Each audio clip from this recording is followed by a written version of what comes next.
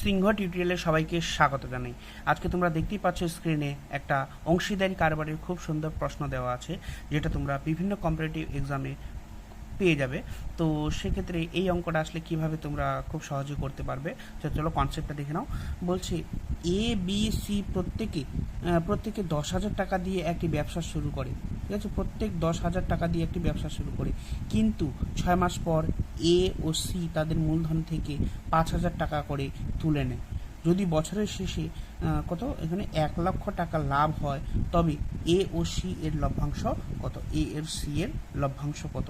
এবার দেখো প্রত্যেকে কিন্তু কত করে 10,000 টাকা করে দিয়েছে। তাহলে আগে অনুপাতটা বের করে নিন, ঠিক আছে? এ এরটা দেখো, এ প্রথমে কি 10,000 টাকা দিয়ে শুরু করেছে, তো 10,000 টাকা, ঠিক আছে?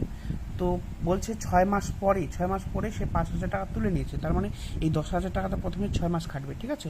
তারপর কি করেছে, 5,000 টাকা তুলে নিয়েছে, তাহলে বাকি থাকবে কত?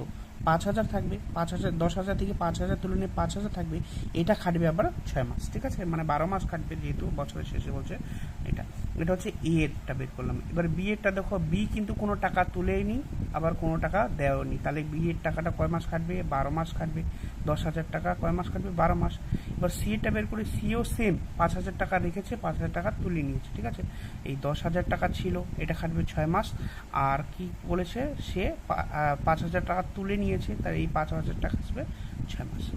এবার দেখো এটা করি, দেখো 6 10 60, 6কে 6 4টা শূন্য দিয়ে দিই, প্লাস 5 6 30, এখানে 3টা শূন্য আছে, 3 শূন্য দিয়ে দিই। তারপর দেখো এটাকে হচ্ছে 12 1কে 12, 4টা শূন্য, 4টা শূন্য দিয়ে দিই।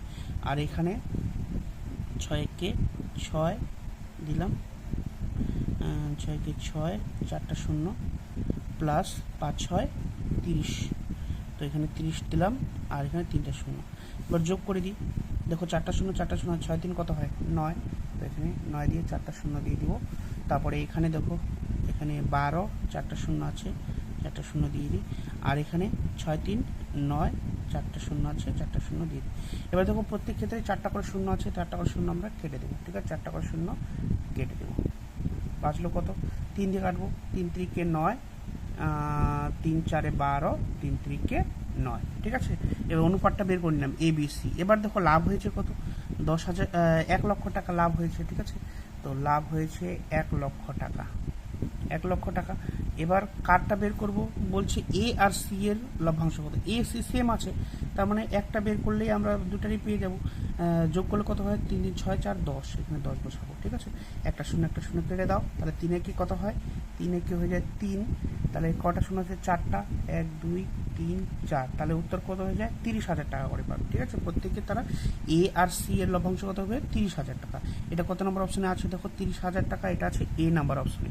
তো তোমাদের ভিডিওটা কেমন লাগলো? যদি ভালো লেগে থাকে তাহলে একটা লাইক আর ভিডিওটা শেয়ার করে দিবে। আর পেজটা যদি ফলো না করে থাকো, সবার আগে পেজটাকে ফলো করে দিবে।